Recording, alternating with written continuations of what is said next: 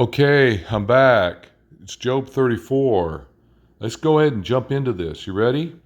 Elihu has some powerful things to say, and he's going to pin Job.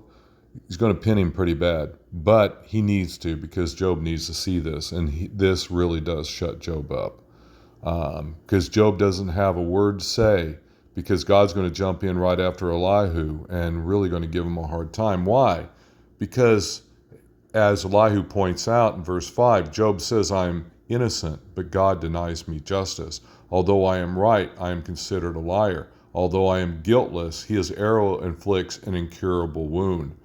This is, in other words, he has more faith in himself than he has in God. He has to justify himself to be able to condemn God.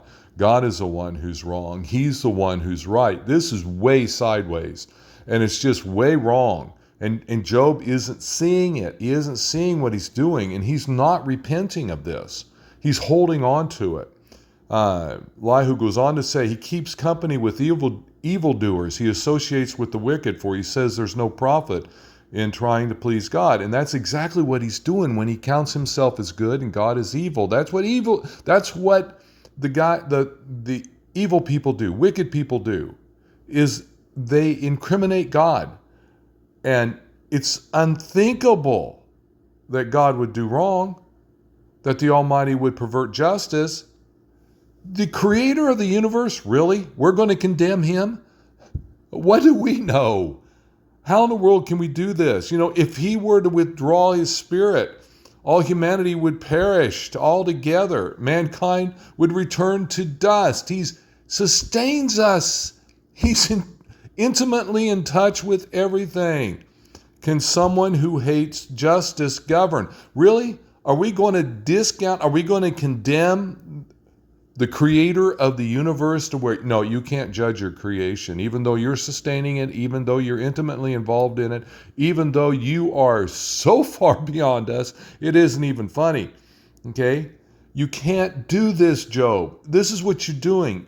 You have added to your sin, identifying with the wicked and becoming rebellious. In fact, that's what he says down here toward the end. He says, oh, that Job might be tested to the uttermost for answering like a wicked man.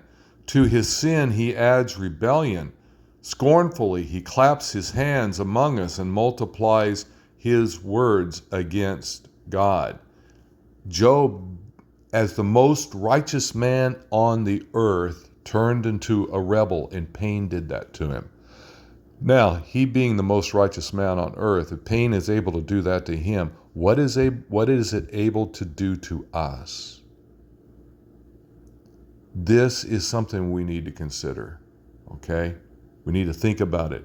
Has pain put me in a mood where I can't worship God and adore him, and the fact that he is at work in my life right now, even though it's painful, he is at work and I trust him. Can we do that? This is pretty powerful.